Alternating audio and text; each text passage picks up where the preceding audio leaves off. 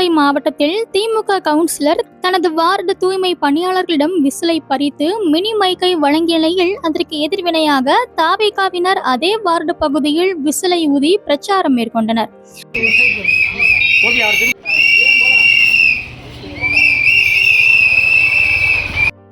Sivaganga 21வது ward உறுப்பினராக பதவி வகிப்பவர் அயூப் கான் அதே வார்டு பகுதியில் வீடு வீடாக சென்று குப்பை சேகரிக்கும் பணியில் ஈடுபட்டிருந்த தூய்மை பணியாளர்கள் குடியிருப்பு வாசிகளை அழைக்க பயன்படுத்திய விசிலை வாங்கி குப்பையில் போட்டுவிட்டு அதனை இனிமேல் எனது வார்டில் பயன்படுத்தக்கூடாது என்று தெரிவித்தார்.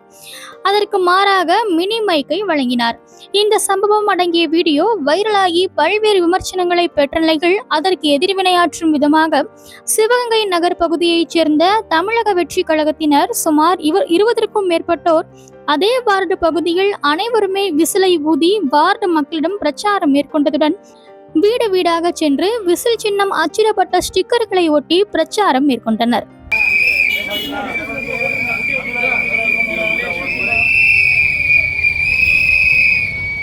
இன்னைக்கு சிவகங்கை 21வது வார்டில் தமிழக வெற்றி கழகத்தின் சின்னமான விசில் சின்னத்தை இல்லந்தோறும் விசில் அப்படிங்கிற முறையில் நாங்கள் கட்சியினுடைய நிர்வாகிகள் அனைவரோட இல்லந்தோறும் சென்று விசில் சின்னத்தை மக்களிடையே பரப்புரை செஞ்சு மக்கள்கிட்ட விழிப்புணர்வு ஏற்படுத்தணும். மக்கள்கிட்ட நல்ல வரவேற்பு இருக்குது.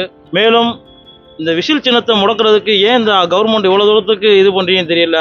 நேற்று சிவகங்கையில் பார்த்தீங்கன்னா ஒரு டிஎம்கே நகர்மன்ற உறுப்பினர் என்ன செஞ்சுருக்காருன்னா, தூய்மை பணியாளர்கள் அவர்கள்ட்ட இருந்து விசில் சின்னத்தை பிடுங்கிக்கிட்டு மைக்கை கொடுத்துருக்காரு.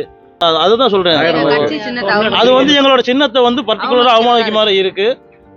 அதுக்கு தான் அவரோட வார்டிலே இன்னைக்கு அவங்க பக்கத்து வீட்டில் இருக்கிறவங்க முதற்கொண்டு கண்டிப்பா நாங்கள் தமிழக வெற்றி கழகத்துக்கு தான் போடுவோங்கிறத ஓட்டு எங்கள்கிட்ட சொல்லிட்டாங்க. அந்த அளவுக்கு மக்கள் திராவிட முன்னேற்ற கழகத்துக்கு மேல அதிருப்தியில இருக்காங்க.